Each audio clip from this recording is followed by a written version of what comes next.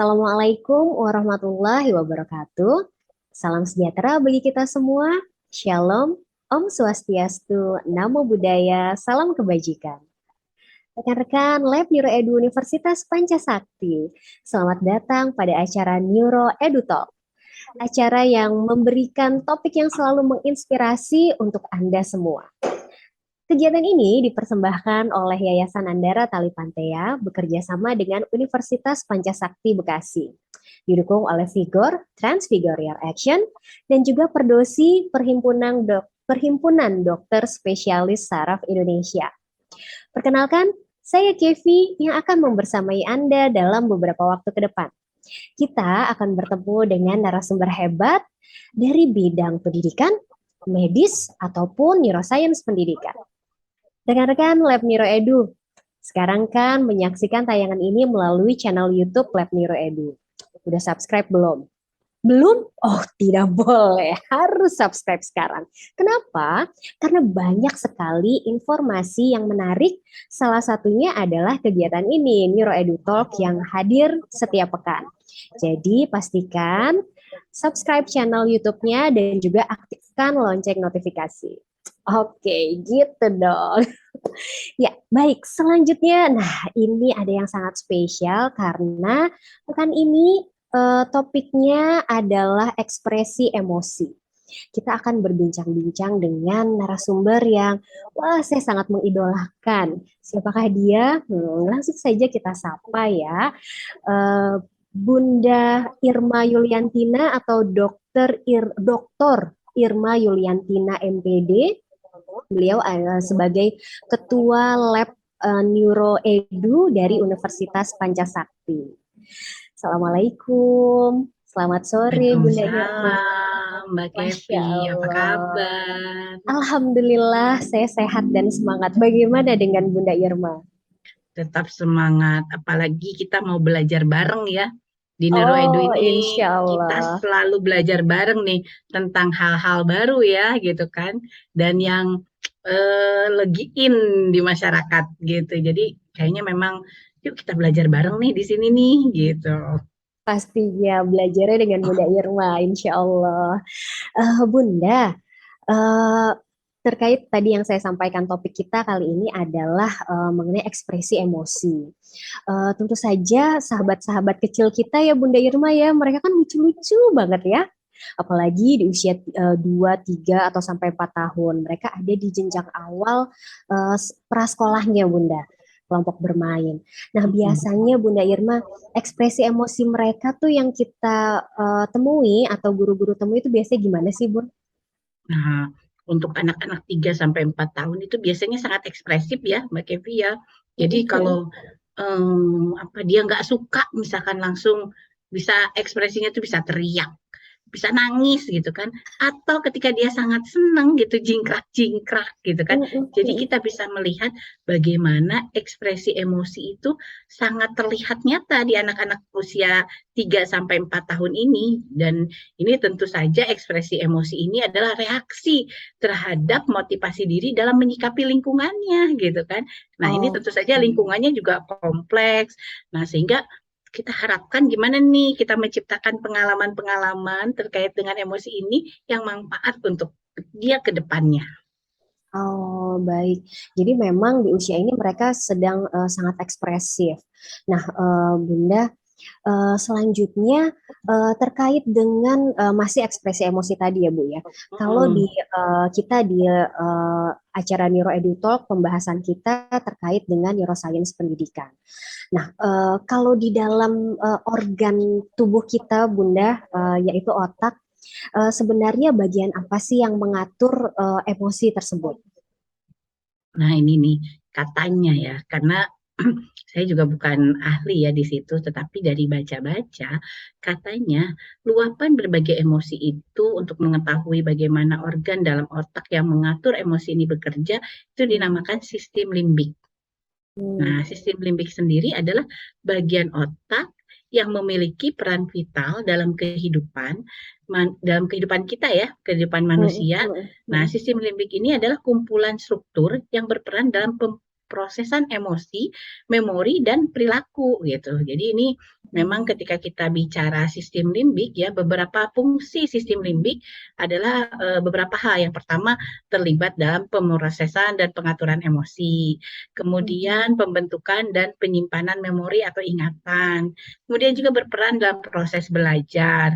Kemudian terlibat dalam respon tubuh terhadap stres ya di sini. Bagaimana respon tubuh terhadap stres itu juga di sini adanya. Kemudian juga membantu mengatur sistem saraf otonom, yaitu yang mengontrol fungsi tubuh yang tak disadari, seperti haus, lapar, atau detak jantung. Jadi ternyata ini sistem limbik itu sangat berperan terhadap emosi ya, kalau kita perhatikan dari referensi-referensi ini. Ya, sehingga kalau di anak usia dini, ketika mereka ekspresi emosinya sedang kalau saya ya Bu ya melihat kan mereka lucu sekali gitu kan. Nah ternyata di dalamnya itu ada organ yang tadi disebut, maksudnya sebuah sistem yang disebut sistem limbik ya Bu ya, yang ternyata fungsinya sangat penting untuk mengatur emosi tersebut.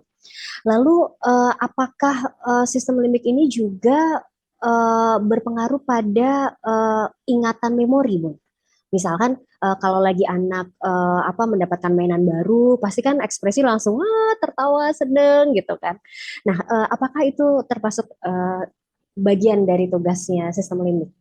Nah, di bagian sistem limbik ini sendiri, itu ada yang berperan penting dalam pengelolaan emosi, namanya amigdala. Nah, si amigdala ini juga memiliki fungsi sebagai pembentuk memori. Bagian otak ini berperan dalam proses terbentuknya ingatan, terutama yang bersifat emosional. Nah, ingatan yang emosional ini umumnya bersifat permanen nih. Nah, sedangkan yang biasa-biasa saja atau tanpa ikatan emosional seringkali mudah terlupakan. Jadi mungkin ya, kayak masih ingat nggak Mbak Kepi, saya waktu kecil itu masih ingat sampai sekarang, itu tangan saya nih yang ini pernah kena golok tengahnya.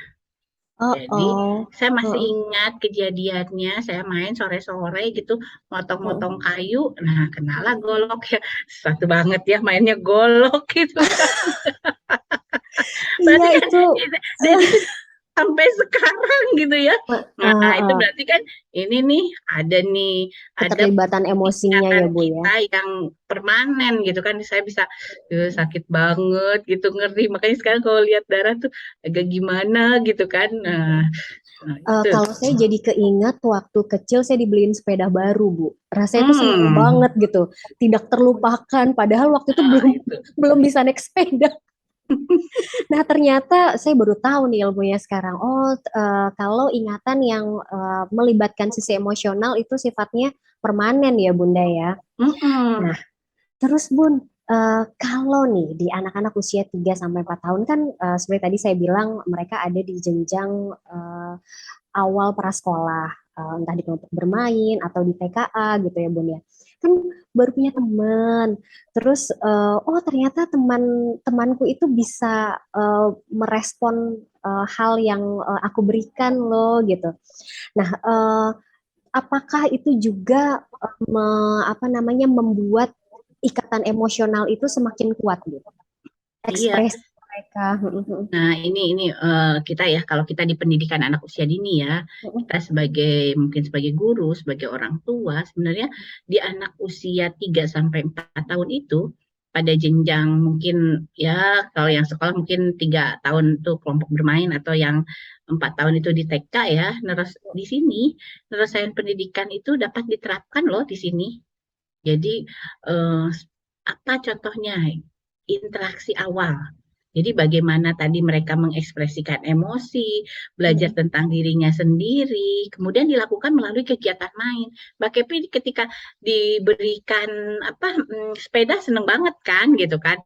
Nah, bagaimana kita juga membangun interaksi-interaksi melalui kegiatan main. Jadi kita harapannya nih melalui pengalaman bermain yang bermakna, menggunakan benda-benda yang konkret, anak itu mengembangkan kemampuan dan pengertiannya dalam memecahkan masalah. Kemudian juga dapat meningkatkan interaksi dengan teman sebaya dan bermain. Contoh kan kita sekarang minta pembelajaran itu berbasis project ya. Nah, ketika pembelajaran berbasis project, anak-anak kan akan ada interaksinya. Jadi bagaimana kita membangun pembiasaan mereka terhadap interaksi sosialnya. Kemudian juga mereka juga dibangun oleh kita bagaimana mereka memecahkan masalah. Nah, harapannya kita kan itu ketika mereka bermain tentu saja seluruh panca inderanya itu kan juga terstimulasi dengan sangat baik ya. Nah, harapannya perlibatan panca indera sebagai pengalaman sensori, nah ini bisa terus-menerus di sini dapat bermanfaat untuk dia. Contohnya apa? Misalkan ketika dia ada alat dan bahan, dia tahu mana yang halus, mana yang kasar, teksturnya seperti apa gitu kan. Atau ketika misalkan mereka kayak tadi, ketika mereka mau mengangkat, oh yang ini berat, yang ini ringan. Atau misalkan ketika dia memegang cooking class, misalkan ini panas makanannya, ini enggak, panas gitu kan, ada refleks-refleks. Jadi dia tahu, oh kalau api itu panas, berarti harus saya hindarin dong gitu kan. Kalau cabai itu pedas, berarti saya nggak boleh makan cabai semaunya dong gitu kan. Nah itu tentu saja berbagai aktivitas tersebut ini dapat dirancang oleh guru untuk menstimulasi ekspresi emosinya gitu. Jadi kayak misalkan kita cooking class kan bisa anak-anak mengenal panas gitu kan. Ada panas nih ketika dia masak gitu kan, ada api, ya. Ada masakan yang dia dari sayur sop misalkan nggak bisa langsung tangannya dimasukin gitu karena itu panas gitu kan, dia tahu bahaya itu gitu kan, jadi harus pakai alatnya, harus pakai benda-bendanya gitu kan. Nah di sini kita harapannya juga bisa menstimulasi ekspresi emosi melalui aktivitas taktil. Nah, itu tadi yang panas, dingin kan, tentang sensori suhunya gitu kan.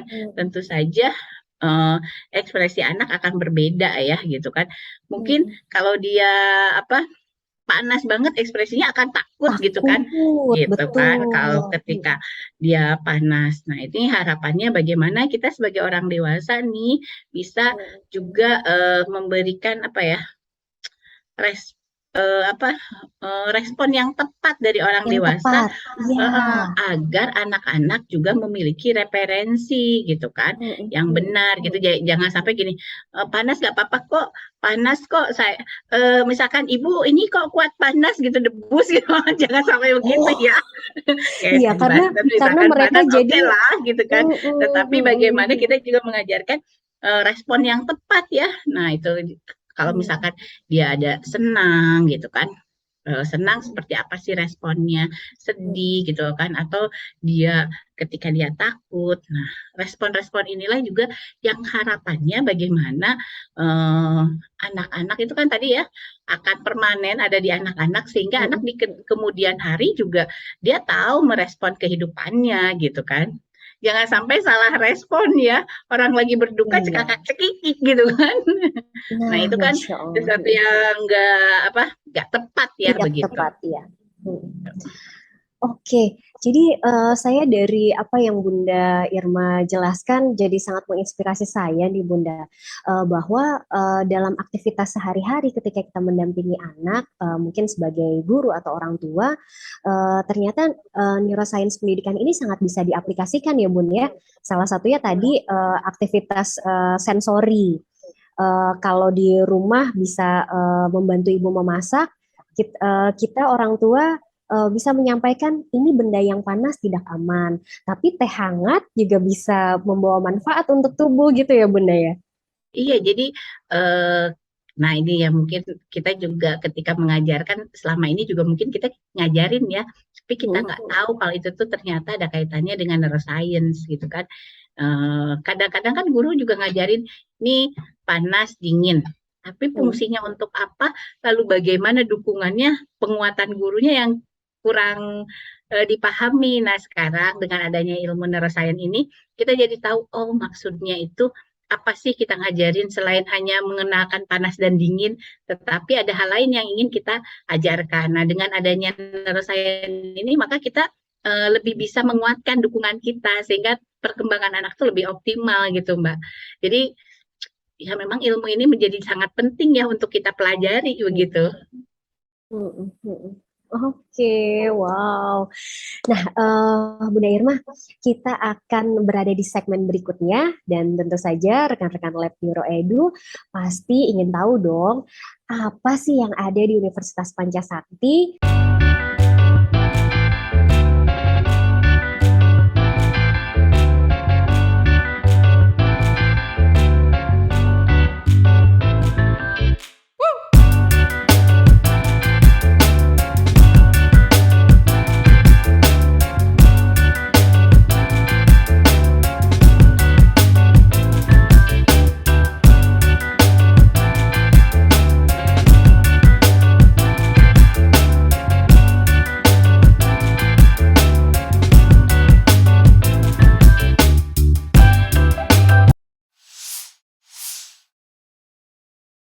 Kan Lab Neuroedu, lab ini merupakan laboratorium dengan pendekatan neuroscience pendidikan.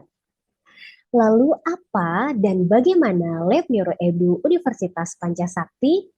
Selanjutnya, Bunda Dr. Irma Yuliantina, MPD, akan menjelaskan lebih lanjut.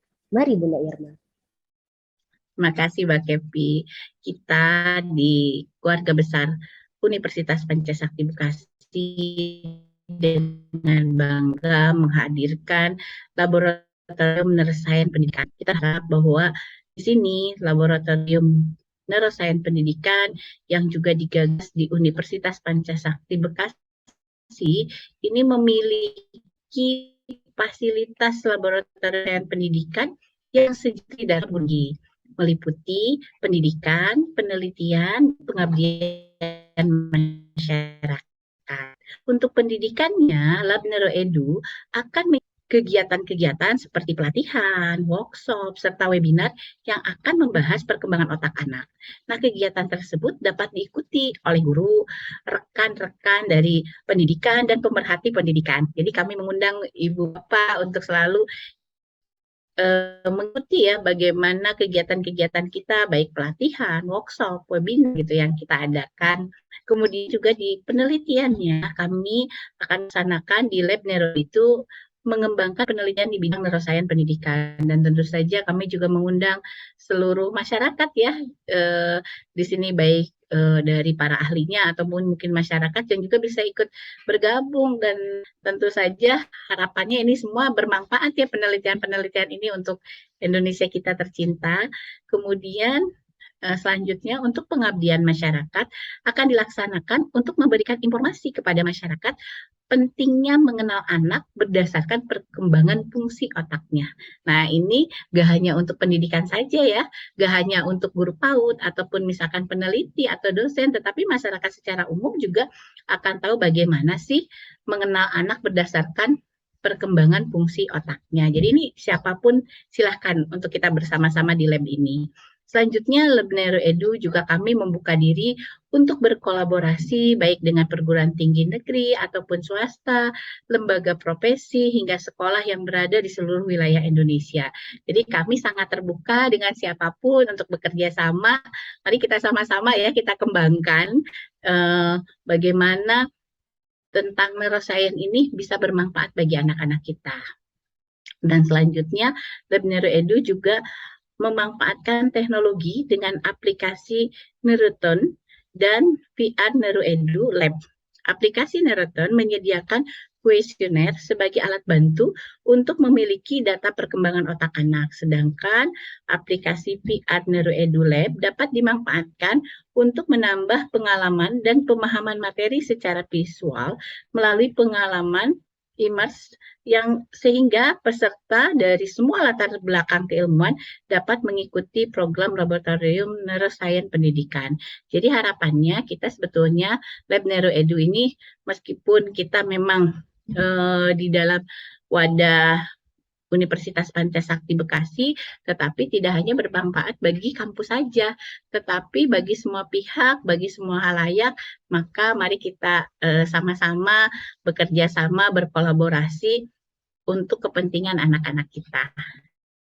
Mbak Kepi. Jadi kita mengundang banyak pihak ya untuk terus bekerja sama dan mengembangkan bagaimana neuroscience ini bisa bermanfaat untuk perkembangan pendidikan, khususnya pendidikan anak usia dini. Yeay, keren banget Lab Neuro Edu Universitas Pancasakti Bekasi. Nah, tentu saja Bunda Irma rasa bangga dan juga syukur ya kita semua berada dalam bagian ini karena tujuannya adalah untuk generasi Indonesia selanjutnya. Di 2045 Indonesia emas. Kita mewujudkan Indonesia, anak-anak Indonesia memiliki generasi yang tangguh. Insya Allah, amin, amin ya rabbal alamin. Amin ya rabbal alamin. Ya, Bunda Irma, terima kasih sekali atas kesempatan Bunda sudah berkenan berbincang-bincang dengan saya di Neuro Edu Talk, dan juga tadi penjelasan mengenai Lab Neuro Edu sangat memberikan informasi kepada halayak betapa pentingnya Lab Neuro Edu dan semua pun bisa mengakses gitu ya Bunda ya. Iya, jadi mari kita bekerja sama ya untuk anak-anak Indonesia lebih baik. Karena sekarang zamannya untuk kita bersinergi ya Bun ya. Iya, Kalau kita bersama, betul. Baik Bunda Irma, terima kasih banyak atas kesempatannya. Semoga berkenan untuk kalau nanti di beberapa waktu ke depan diundang lagi oleh Neuro Edu Talk. Oke, tentu saja kita sama-sama berbagi dan kita sama-sama belajar. Dengan senang hati. Salam sukses untuk Bunda Irma dan juga salam untuk keluarga juga. Sampai ketemu lagi ya Bun. Sampai ketemu. Terima kasih. Assalamualaikum warahmatullahi wabarakatuh. Waalaikumsalam warahmatullahi wabarakatuh.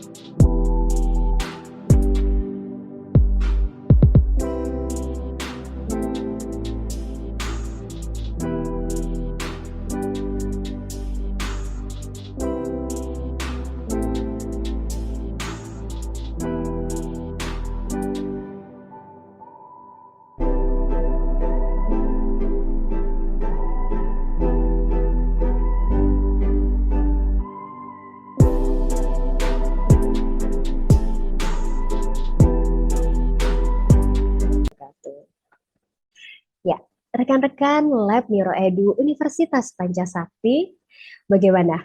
Seru sekali ya bahwa tadi yang diinformasikan oleh Bunda Irma, banyak sekali info yang dapat kita terima bahwa Laboratorium Neuroedu Universitas Pancasakti ini terbuka untuk siapapun dan dimanapun Anda. Karena untuk mengakses Lab Neuroedu cukup menggunakan gawai. Silahkan langsung saja ke application store. Di sana ada dua gawai yang bisa di-download. Yang pertama ada Lab Neuroedu, VR Neuroedu Lab tuh kan saking semangatnya. Dan yang kedua adalah Neurotune. Aplikasi ini berbasis Android dan hal ini adalah upaya yang kreatif dari kami Lab Neuroedu untuk menjangkau masyarakat dimanapun Anda berada. Dan Laboratorium Neuroedu juga melibatkan ahli di bidang kesehatan dan juga pendidikan. Kami bersinergi untuk Indonesia Emas 2045. Ya, baiklah. Saya Kevi dan juga rekan-rekan yang bertugas di belakang layar berterima kasih dan semoga kita bisa bertemu lagi di pekan depan dalam topik yang berbeda. Salam Lab Neuroedu Universitas Pancasakti Bekasi. Ingat, kenal anak, kenal perkembangan otaknya. Selamat sore. Wassalamualaikum warahmatullahi wabarakatuh.